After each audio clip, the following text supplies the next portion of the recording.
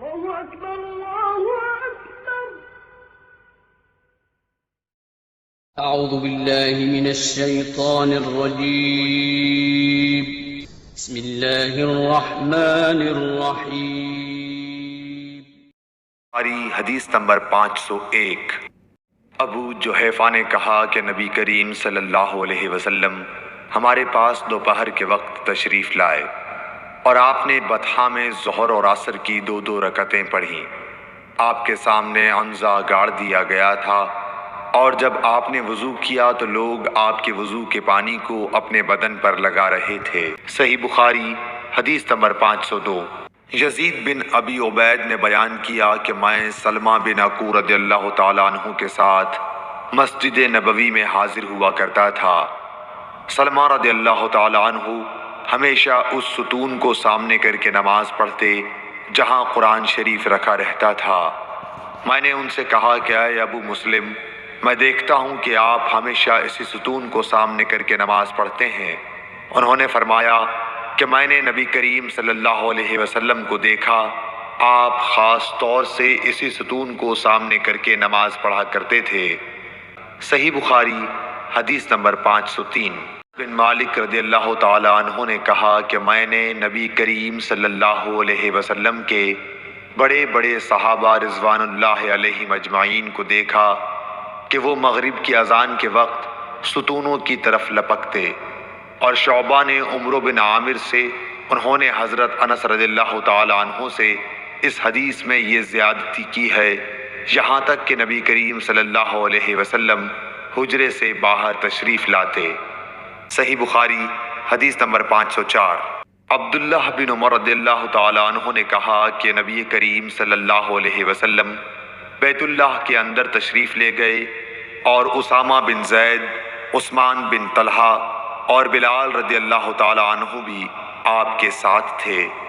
آپ دیر تک اندر رہے، پھر باہر آئے اور میں سب لوگوں سے پہلے آپ کے پیچھے ہی وہاں آیا. میں نے بلال رضی اللہ تعالیٰ عنہ سے پوچھا کہ نبی کریم صلی اللہ علیہ وسلم نے کہاں نماز پڑھی تھی. انہوں نے بتایا کہ آگے کے 2 ستونوں کے بیچ میں آپ نے نماز پڑھی تھی. صحیح بخاری حدیث نمبر 505. عبداللہ بن عمر رضی اللہ تعالیٰ عنہ سے روایت ہے کہ حضرت صلی اللہ علیہ وسلم کعبے کے اندر تشریف لے گئے اور اسامہ بن زید، بلال اور عثمان بن طلحہ حجبی بھی آپ کے ساتھ تھے. پھر عثمان رضی اللہ تعالیٰ عنہ نے کعبے کا دروازہ بند کر دیا اور آپ صلی اللہ علیہ وسلم اس میں ٹھہرے رہے. جب آپ باہر نکلے تو میں نے بلال رضی اللہ تعالیٰ عنہ سے پوچھا کہ نبی کریم صلی اللہ علیہ وسلم نے اندر کیا کیا. انہوں نے کہا کہ آپ نے ایک ستون کو تو بائیں طرف چھوڑا اور ایک کو دائیں طرف اور 3 کو پیچھے، اور اس زمانے میں خانہ کعبہ میں 6 ستون تھے. پھر آپ نے نماز پڑھی. امام بخاری نے کہا کہ ہم سے اسماعیل بن ابی ادریس نے کہا، وہ کہتے ہیں کہ مجھ سے امام مالک نے یہ حدیث یوں بیان کی کہ آپ نے اپنے دائیں طرف 2 ستون چھوڑے تھے. صحیح بخاری حدیث نمبر 506. موسیٰ بن عقبہ نے نافع سے روایت کیا ہے کہ عبداللہ بن عمر رضی اللہ تعالیٰ عنہ جب کعبے میں داخل ہوتے تو سیدھے منہ کے سامنے چلے جاتے، دروازہ پیٹھ کی طرف ہوتا اور آپ آگے بڑھتے. جب ان کے اور سامنے کی دیوار کا فاصلہ قریب 3 ہاتھ کے رہ جاتا تو نماز پڑھتے. اس طرح آپ اس جگہ نماز پڑھنا چاہتے تھے جس کے متعلق حضرت بلال رضی اللہ تعالیٰ عنہ نے آپ کو بتایا تھا کہ نبی کریم صلی اللہ علیہ وسلم نے یہی نماز پڑھی تھی. آپ فرماتے تھے کہ بیت اللہ میں جس کونے میں ہم چاہیں نماز پڑھ سکتے ہیں، اس میں کوئی قباحت نہیں ہے. صحیح بخاری حدیث نمبر 507. عبداللہ بن عمر رضی اللہ تعالیٰ عنہ نے نبی کریم صلی اللہ علیہ وسلم سے روایت کیا ہے کہ آپ اپنی سواری کو سامنے عرض میں کر لیتے اور اس کی طرف منہ کر کے نماز پڑھتے تھے.